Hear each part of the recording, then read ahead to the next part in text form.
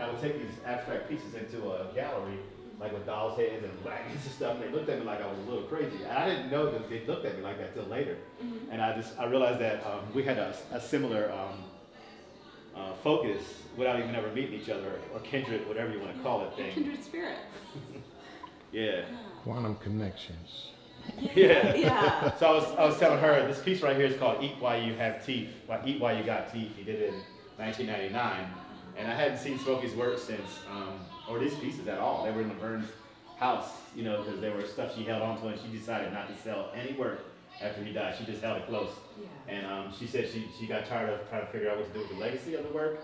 And she said she was all of a sudden saying that she wanted to give it to me, and she said, Ricky, I'll know what to do. And I didn't understand what she was really doing, but she was really saying she's ready to go. She's trying to, well, not ready just to go, but she wants to get a little space, a little apartment, just finish time out. Yeah. Spending time with family, not carrying the weight of, you know, stewarding the legacy of Smoky Brown. Yeah. So when I see the stuff, I see all these things in it, like the corn guy, you know, and things we have parallel. Like I did a painting called Pass the Brush. When he did my portrait over there in the corner where it says Duarte, there's a little brush in the hand of an old man passing the brush to me, never realizing. I did Dante downstairs, he's Pass the Brush guy, and you know, I don't know if we both consciously said these things or whatever, but I always wanted to paint someone with locks passing a brush as a means of passing a culture or skill, not just, you know, put the blunt. No, so some kids were saying pass the blunt. So I was saying pass the brush, not the blunt. Sure. It was a little like a way to go back and forth with that. So, yeah. And then these pieces right here, like you said. So this is how this is finished. This is Smoky's piece, untouched, unfixed, and everything. Wow. But he always glued everything on the back like this, taped it on the back. Yeah. Because it was the way he documented his life. And so this thing was a way to kind of present some of his works, like just paint, and I like this color blue. So it was just sitting in a little thing where you can actually move it in and out and see it. So that's the way we're housing some of his work, like that. And this is another one where he always made everything, like his last work was all like to Laverne, about love, everything's about Laverne. Yeah. You know, who, you know, he married, and he would say Smoky's Fish Market, everything was coming from that place. And Izetta looked at a lot of his language, and if you look at the language where it says rebuke the devil, or always remember rebuke the devil, or learn Baby Burn, you'll see little things that are spelled funny, like Smoky Brown or Valentine's. Yeah. She says, look at these words that he spells. But when he goes to spell Kunji Changalia, it's not spelled wrong. It was like natural language that he didn't, and so we would think he couldn't spell or he was illiterate, but it was like natural language wasn't hard for him to spell. Like Kunji Changalia, try to spell that. But the other language, when a language is taken from a person's or a people, and they're made to speak another language, and someone deducted that he was speaking to a certain group of people, his language, instead of like, it was like so he had this thing where he said things like that all the time, and I never paid attention or knew it, but some other people came along and started seeing it. Like, he plays around, and you see how he spells inconsistently, all these things, that it's it's consistent, not inconsistent. Anyway, so that's some of that stuff behind it. And these pieces right here, this piece is where he lived on Oak Street. That's where Yellow Brick Pizza is now. Yeah, I work a block and a half from there. Laverne was going to move back over here, and she looked into apartments, and where they paid $280, $300 a month is now, I thought she said $1,300, or I forgot what she said now, because it was fresh when I told Scott, but. Yeah, it's he's always got a message or some story or something in it. She told me that a lot of work that you see is the work he kept close because everybody, like, he would let stuff go for cupcakes. I mean, like, well, no, it was the oatmeal cookies. Okay. He'll sell a picture for $800 and somebody offer him a box of oatmeal cookies and he'll give the payment to him because it was always like family. He was just, but some things he wouldn't let go. That Donnie right there, that's his, he said it was his alter ego. And one of the collectors that came and saw this said his eye is open. He never had one with his eye open. And I didn't understand what he was saying at first, so I realized, I think Smoky's eye was busted in a bar fight or something, so he didn't like glass. He never used glass in his paintings.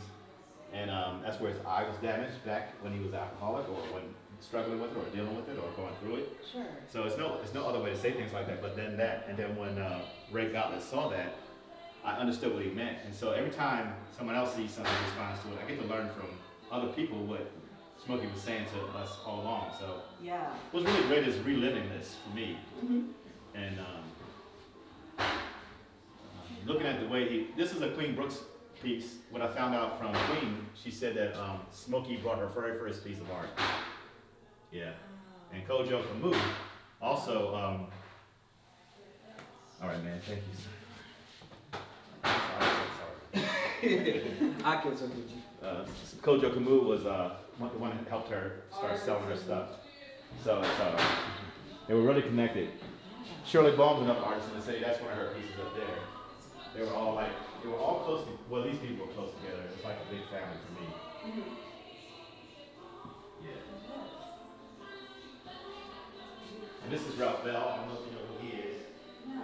They said he was he was a paraplegic who had palsy, and he was in the senior home. We used to go over there and make art with the park. That's when I worked at the street from the and Dean Campbell was like pushing around in a wheelchair. They put a helmet on his head, and he started painting a brush. First he fought it, but then they found he had an intellectual mind. And so I didn't even know he could really articulate because I went to him, I was smile, he was smiling, he would sit there with his arms in that apparatus and paint and just be like a happy older first person. But when he wanted to go see him, I took my daughter. Next time I went, he said to me, I was your daughter. I was like, I didn't even know he could talk. Like, because the way he's been set up, you don't know things. And so anyway, all those guys became friends. Smoky Brown. I mean, I'm just saying, it's really like, and Ken Nestle, he's in Cincinnati, comes back a lot, that's his work. They were, he's part of Smoky. And so anyway, this is stuff about him. And then we made a little book about him, me and my son, called Making Art with Grandpa Smoky. And just kind of, you can like fan through it. But, yeah, so. One more thing I want to show you, because I just think it's cool. I mean, this is me, I get fascinated. Yeah. I didn't even know he did this.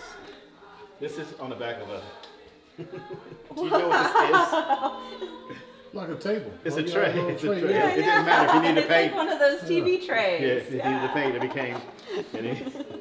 Back then, this was a $325 piece. My rights. And so I think, yeah, you see what this kid's fussing about his rights. Uh-huh. Wow. See. Do you understand what it is for me as an artist to, get this? First of all, to not have a father, and then, so technically, you get, regardless of what people say, everybody has a father, but realistically, no father. This is what they call it, a bastard type thing. So, and you walk away not really knowing this. You don't expect nothing. And all of a sudden, I get this call from this lady named, it was Laverne, but she wrote and said she got another name on Instagram, Facebook. She uses her former name, and so she just contacted me, and people thought she was dead. She said, Ricky, I want to leave you something.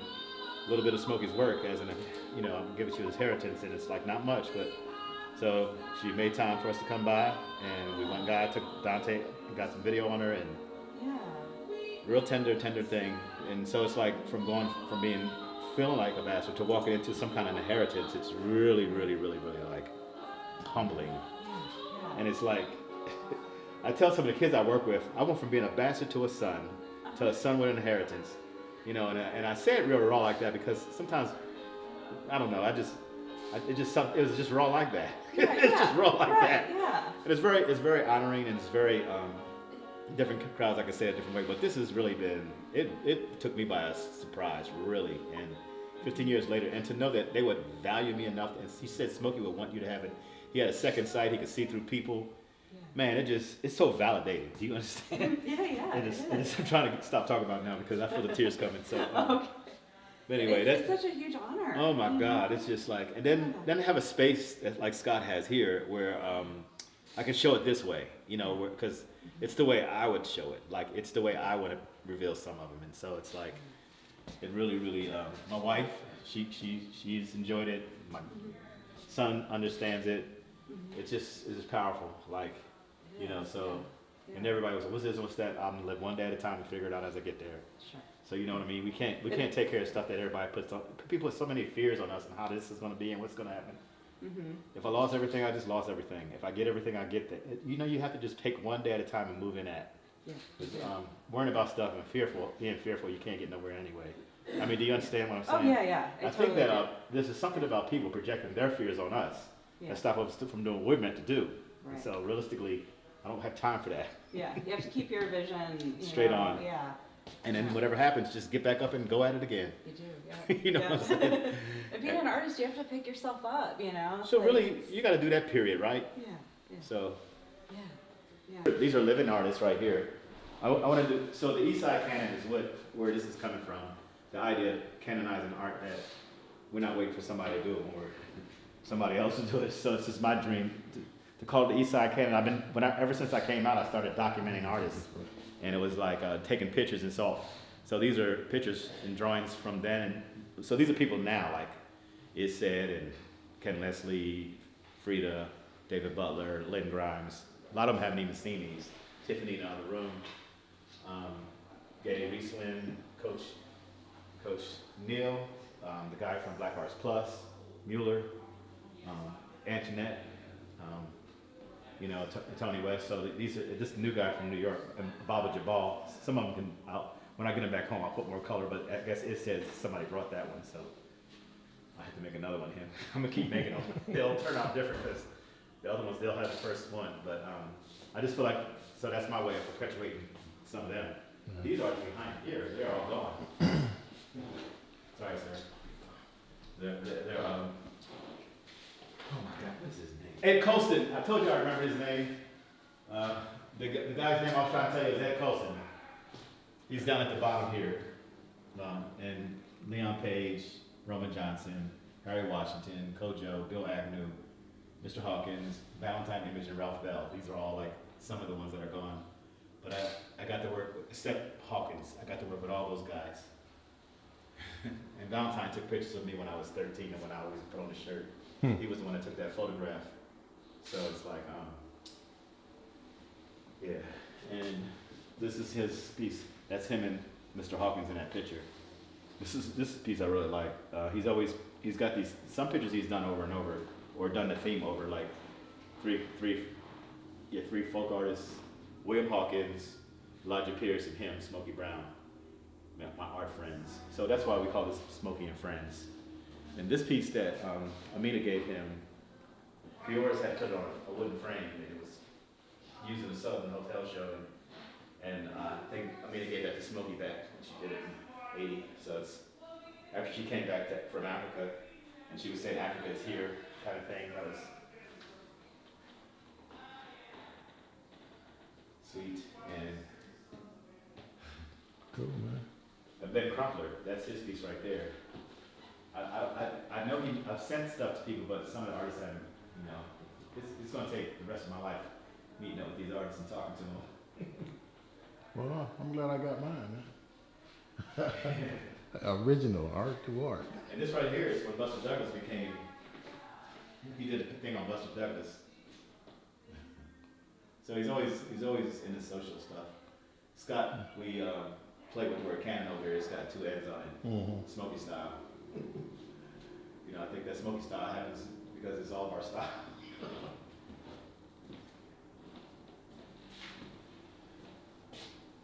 Yeah. Some of these, I think Malcolm Jawal he came into town, and Smoky did this for some lady, I forgot what it was.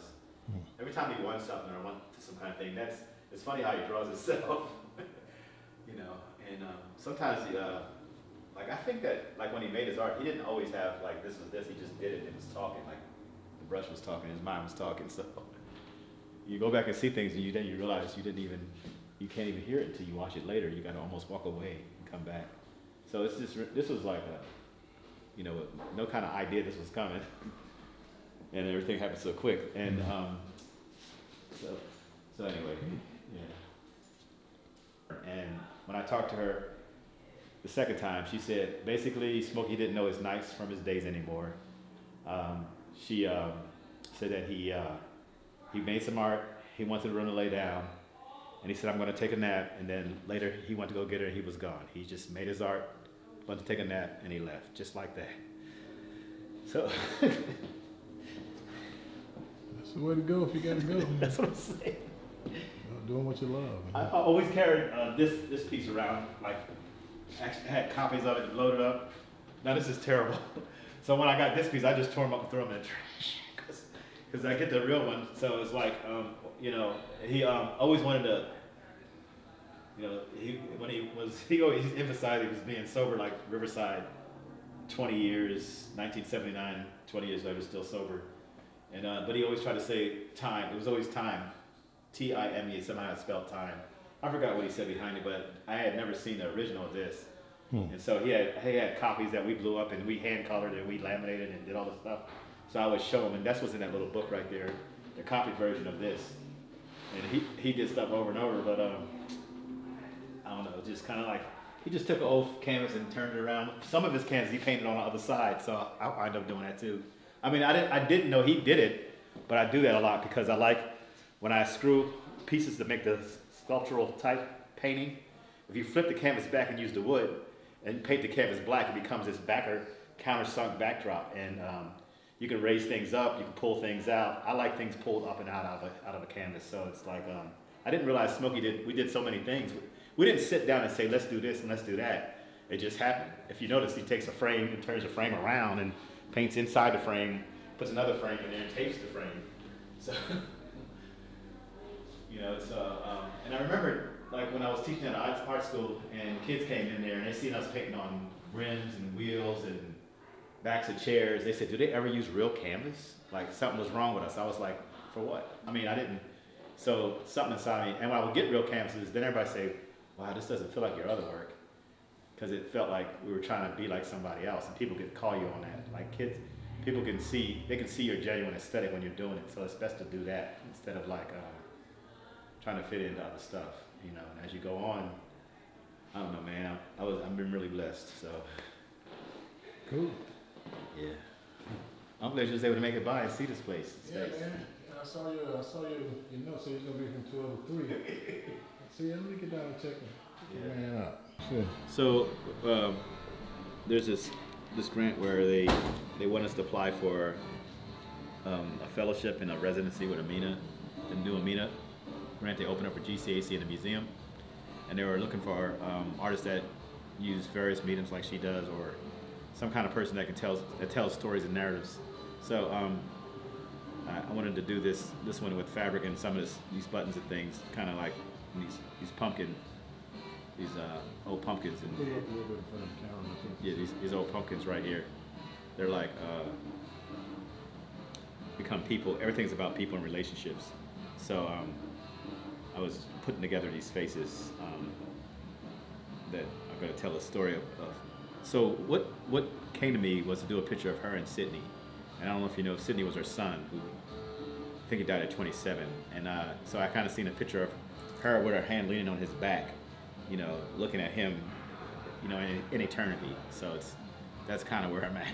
And so these are all the people that are celebrating when she sees her son again in eternity, because he left time too soon, you know, and you know, in that regard.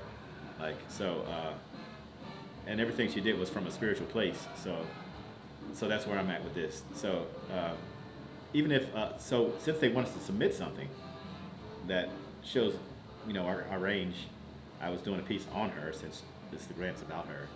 And then I'm kind of excited that the city's trying to do these kind of things, you know, because it's kind of hard to let go of what you knew was here. You know? I mean, and then it's kind of hard to, you know, you know, and that's been our whole journey has been somewhat disjointed because everything's told in a different way where we're not really, we don't know the, we don't know the honest, we don't know the fight that had to go on to get us to places, and then we can't really appreciate it neither. Like one of the kids was talking about, he doesn't want to hear no more Black history, and he's being told Black history by white teachers over and over. You know, that's been told another story. So it's like somewhere in there that's something's wrong with that. Yeah. You know, and uncovering. The more I read and see things and connect, it's just I just feel this drive to keep making stuff. You know, and just so realistically, I really want to create some kind of way where those artists' names are said, and we honor the people that were East Side artists from my place of living in perspective of walking into this thing, right? And I never knew I would. Do you get how crazy that is to get somebody to leave you art and you know yeah, what I mean? I understand you know, to me, that would be like somebody leave me one of Jimi Hendrix guitars. See, oh yeah, exactly. You know, somebody that I knew, but you know, wasn't close to, didn't have any right to have it. Yeah. But they thought enough of me to give it to me. And I met his family, his actual blood family and kids. Yeah. They got some of his art. And they kept a few things, but they don't know what to do with all of it like this. And so it's like, so there's a respect all the way across the board. I met his sons. I met other part of Laverne's family, and so we all think of each other as family. So why do you think she chose you to be the curator of it? Well, you know, when she told me, she said that first she said I'll know what to do, and secondly she said that Smoky had a second sight about people, and he knew who I was all along. And he, while he was alive, we hung around at Baba's Gallery, at everything with Ralph Bell. We went to Kentucky together, and I would create things for him. And he'd been in the house with our family, like family. My wife's got video of him playing the piano at the house, talking to my son. And I don't know. I guess I'm really still like at a loss for it. Like couldn't see it coming. She said that I would just know what to do. And so with that being said, I could say that she and he saw something in me that I didn't see in myself. So it's like, I think we and what was good about Laverne when we were involved, she would speak like a parent would speak, you know. And she also knew how to call Smoky on he has good qualities, but he also could be manipulative or whatever, and she would call it out. And one day I was saying something to her about a person that I was aggravated with, and I said, well, the devil never dies, mocking someone. And she said, oh, Ricky, that's really horrible. And the next day I thought about how bad that sounded. Because she had that way to make my conscience understand, like, you know how you say things in jest and you don't mean it as extreme as it sounds, but somebody else hears it and repeats it back to you, you realize, wow, I shouldn't have said that. You know, and so she had that ability, even at this age, when we saw each other, got together, she still affects that kind of way. Like, you know how mothers, we had a real sense of what family is. And so, and we're known as oral traditionalists, not you know, we don't document where we're not known to say document as other cultures did. So we had more passed down stories. Yeah, so, what they call it, griot, yeah. But if you notice the Smoky in all of his work, he wrote what it was. He wrote like a title, a story, a date, a name. And he used to always tell me to use my gifts. And he said, sign your name real big so when they shrink it down to a small picture, they can see your name across the whole page. Some pieces I don't have my work on it, but then as of late I've been signing Duarte, like my style kind of way. But it's when I say my style, it's just with my DNA. And he had his hands all over everything. He made sure his DNA is on all these works. You can, if you did an underground, crime solving thing, you can find. Yeah, you can see his, you know. You know, everybody, Malik and everybody knew him and as a matter of fact, when my brother Tony died, he was there at the funeral. And somehow he met him before I met him, because our family was. I left New Jersey to come to Ohio to get rich as an artist, to fix our family, right? Realistically, as crazy as that sounds, that was really my real reason. And then I found Smoky in the Short North, and we kind of hit it off. And when you say you found him, well, when I say found him, I was Ace Gallery was down there. The Short North galleries were going down there. And somehow when I was there, I saw him. He had a toboggan on, and we went to the gallery. We found we were artists, and I hung around Ace. I started hanging around him, and then I went to the King Center and I seen his work, and that's where I met Betty Stahl. And I was kind of in a church relationship, and that was when I was finding out that everything was bad, like stay away from this. So when I looked at his work, first glance, and I hear people to this day go, his work's kind of disturbing, like it doesn't look, and they don't understand the story science behind of it, and they don't understand the fact he was a recovering alcoholic. He was telling stories. Was telling stories, and so we can be church people can be very judgmental and small-minded and opinionated and not even open to listen to not even see what's going on and start telling you what's wrong with you before they ever listen to you and know you. So when you're in a group like that, and plus I was looking for family in that sense, always just looking for some family. Everybody's looking for family, if they had mentioned it or not. When they're looking for a wife or a relationship, they're looking for some place to settle. Laverne said Smoky really, there was more about him having someone to stay with till he died. She looked out for him like that. Other people have said other things like she used him. She ain't used him. I mean, I'm not getting into those arguments because I'm not wasting my time with that, but she took care of him. It was a reciprocal relationship. It was very reciprocal. She grew up on the East Side. She knew Hawkins. She knew a lot of artists. She knew Angela Pace. She said Angela Pace was, even though she could go to Channel 10, she could hang with them people, but she always was a girl of the neighborhood. I mean, you know what I'm saying? She always kept roots with everybody. So that's, you understand, a person that can see like that and talk like that, or learn how to vision. A lot of times we don't get that kind of vision is what makes communities last and families and generations last. There's always somebody that has that kind of vision. That's always where you can go to and get the stability, like outlook, and they know how to handle it. And like she said, some people started counterfeiting Smoky's work, and she showed me which was and which wasn't, real. And it's like she said, Baba got really mad because she wanted him to go sue. She said Smoky started laughing. He said, yeah, they're doing me like Picasso. He says Picasso. And I always say Picasso because I always hear people mess the name up. And I have this fun thing that I do. So sometimes it's me who says Picasso, but I know his name is Picasso. And she said he laughed about it, and she said it wasn't worth. If you look at his paintings, everything he had was a story. It wasn't no weird stuff with little funny animals acting freaky. Those are people that are trying to imitate his work. His work is done from an authentic story, an authentic relationship, some scenario that happens, and he addresses it. It was a recovering alcoholic. It was a healing. It was stop the violence. It was, eat corn while you got teeth. It's always some kind of like endearing. And when he spelled words wrong, it wasn't spelled out of ignorance. It was spelled out of deliverance. It was the way he said things, the way he had fun with words. And I think that Izetta Nicole brought it out when she said that it was he spelled Kunji Changalia correct. So it was a deliberate. If a language is taken from a people and made to speak a way that's not natural, you'll turn around and speak the natural language, but the language you don't want, he literally was saying the way he wanted to say it, or the way it could have been. So there's this thing where if we've ever looked at it, how language was taken from a people and it brought from a place, innate things are in all of us. And I've worked with kids that pick up a marker or a pen or a brush, and if you look at the art they did, it's well groomed. It has dots like patterns, it has West African type symbolism, and they have never seen it. I went to Camp Middlesex one year, and they took the kids to a camp out there, and they had drums out there. These kids had never had drums, walked straight to them and knew how to play them.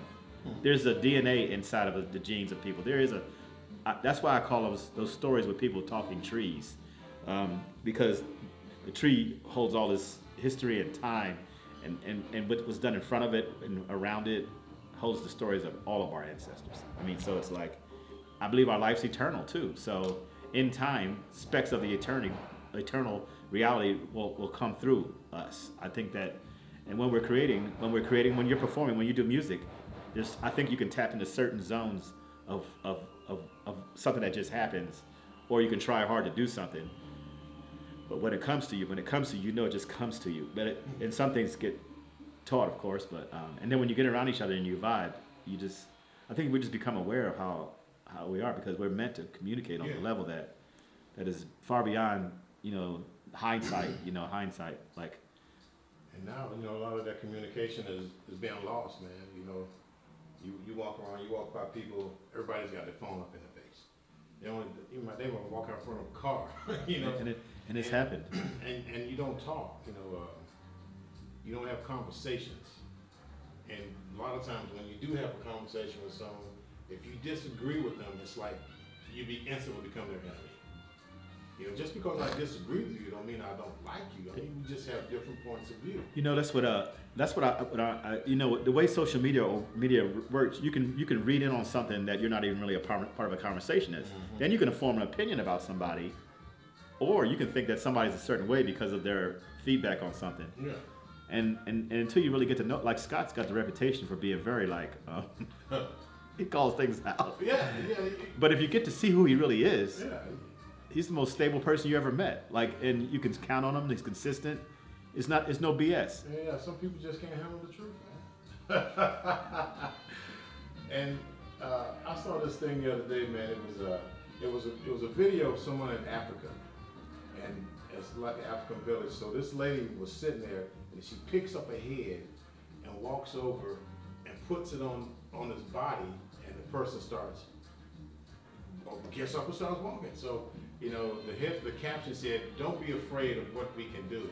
And everybody was like, "Oh man, that's fake." And I said, you know, a lot of people won't believe something because of their realm of knowledge. And just because you don't believe it doesn't necessarily mean it's not true. Real. I'm not saying this is real or fake, but for you to say that it is either or, you don't know. You're just believing what you've been told or what you want to believe. See, I said I'm never going to get old in the sense of, you know, we say we're 18, this happens, that happens. You know, like, but if you decide that that's going to happen and you live to your decision, you live to there. But if you decide I'm never going to be old and I'm never going to be poor and I'm going to use all of my time, what I mean by that is I'm not going to say I'm too old to do this and stop trying. I'm going to do, if I have to take a cane and get up, I'm not going to be too old to do it. And there's a mindset that comes with that. And I think that, like, when people say, well, you're busy, I kind of tell them, no, I'm not. I do what I want to do while I got breath to do it. Like these, see, and so it's a difference. It's really a strong, like, I'm never going to be old. And I find myself in places, people keep saying, well, you don't seem that old. You know, and I'm not saying it to them, but I think it's a strong mindset. And I also believe that there's, you know, I know you can be watchful, you can be worried, but there's miracles and things that we call miracles that don't make sense, that happen all the time. You know? Basketball games are free. That's awesome, yes. Plus you have that camera, does that help you too? Yeah, well, no, it's just, you know, being a senior citizen, as they say. Yeah. I get the senior discount. I'm like, hey, I'll take it. That's right. I mean, that's an honor, you know. Yeah, man. Yeah, but that's why I kind of bowed out. Well, I still do a lot of stuff on Instagram, but on Facebook, I just got fed up with it, man. You know, like you said, you can interject yourself in a conversation, or someone can interject themselves in your conversation, and I don't mind that. But don't come in, you know, or saying what something is wrong just because you don't believe it. How do you know what you've been told was the truth in the first place? But you believe that. Don't believe me. Look it up for yourself.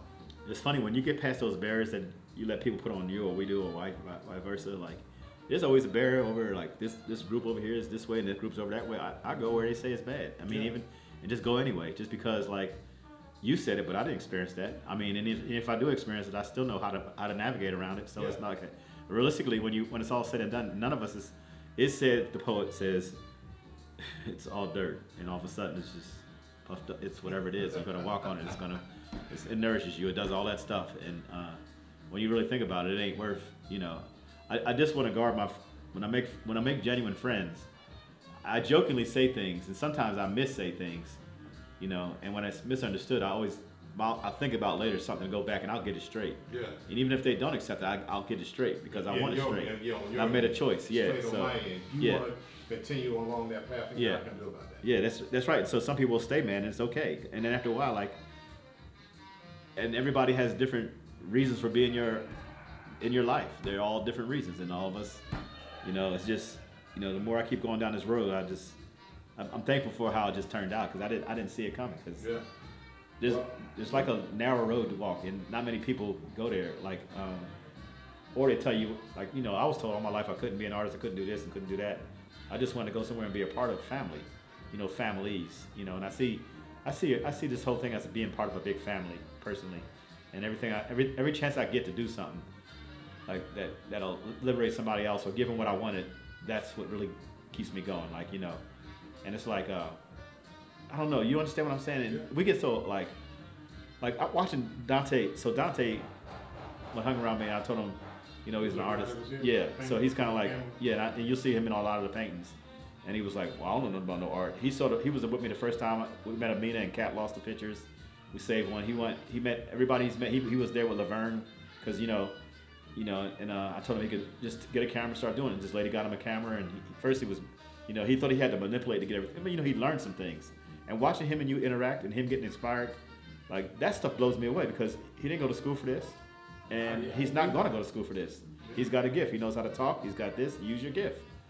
Tony West said in Africa, they say you have a talent and you call it out. You don't got to go to school to get rejected, to wait for school to approve you.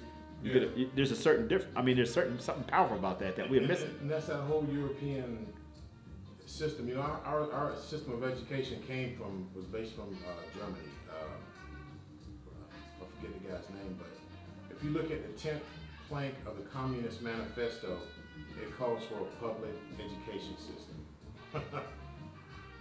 in the Communist Manifesto, so they want to control. Who was it? Stalin said, if you give me your young kid, basically I'm paraphrasing, if you give me your young kid when he's a child, the seed I've been planting in him will never be, you know, broken. So yeah, they get the kids. So it's like the intentional thing, the way education is. Yeah. I mean, it's like because they're not teaching you to think. They're teaching you to memorize. So I heard another guy from Africa says that we don't use any of our navigational skills, like that we're born to be intuitive and know how to navigate with our intuitions. Yeah. And if we don't use it, there's no and so we don't use intuition or not some film. Realistically, schools were for the rich people. Yeah. Somehow the way school is, it don't feel like it's for rich people. It don't. I was like, something's wrong here because this was just my other day. I deducted, or it came to this point when I was. Usually when I take a shower, something hits me, and I the water. literally thoughts. I mean, I'm telling you. And Briston, he's the one because the kids will say things that don't make sense to us, but it did. And I was just thinking somewhere along the line, because he said, well, for real though, I don't know why I'm doing this stuff for school. They ain't gonna tell me nothing. They ain't gonna tell me how to pay my taxes. They ain't gonna tell me to do this and tell me to do that. And he's right. Yeah. But. It's just the system, man. Cause I got a grandson. I'm always telling him stuff, you know. Is that the one that plays basketball or a different one? Yeah. Yeah, I see the post. You can feel it. It's like a pride there. Yeah. And I'm always on it, man. Just trying to get him to think and do stuff and ask questions, you know. And I'll tell him. I said, look, this is the truth, but this is not what I want you to tell your teacher. So why does it have to be that? And it doesn't have to be. But I'm just, you know, I don't want to get him on the wrong side of the I guess the powers that be there. Yeah. You know, but it's important that he knows the truth. And then when they're telling him stuff that's not necessarily what the truth is, or you know, got their agenda. Yeah. Or whatever. He can tell that. That goes a long way because what I learned from working here with all these kids, I hear parents say, I tell my kid over and over this, that, and the other, or grandparents. They listen to what you say when you're not around even more. They can hear your voice. It's like the spirit that you have around them manifests even more when you're not around. Like they can hear. Sometimes they may not. I don't know how he is with you, but I don't know if they might not acknowledge you. But when they get in that chance where they really got to talk and when they really got to discern or navigate, they seem to really know what to do. It's like it's in their spirit. That's why I was telling this kid. He sat in my chair at school, well, you know, and so when he was sitting there, he was selling drugs, and, you know, they trying to make friends with the black kids. So, I have a church background, so I say stuff to him like, say for example, you're out there and you can't get a job, and you get in a situation where somebody's jealous of you selling drugs, and they got you in a corner, and you don't know what to do. Ask the Holy Spirit. What should I talk to the Holy Spirit? Say, what should I do with this? Think I said it to him so he can ask himself. Because if you ask a question, you'll get an answer. If you just simply the way we're made, you'll get an answer. Do you understand? We might say it's the Holy Spirit. We might say it's the ancestors. Yeah. You see what I'm saying? But so they twisted. The whole thing is twisted, man. I don't know. And I think before he came, he was so shook that it was other work. that he got some drinks in him so he could be ready for the show. So when he was a little bit obnoxious because he was trying to be, you know what I'm saying? Yeah. But I realized later that it was a lot of emotion on him. A lot of things were on him, you know. So I'm gonna get with him later, and then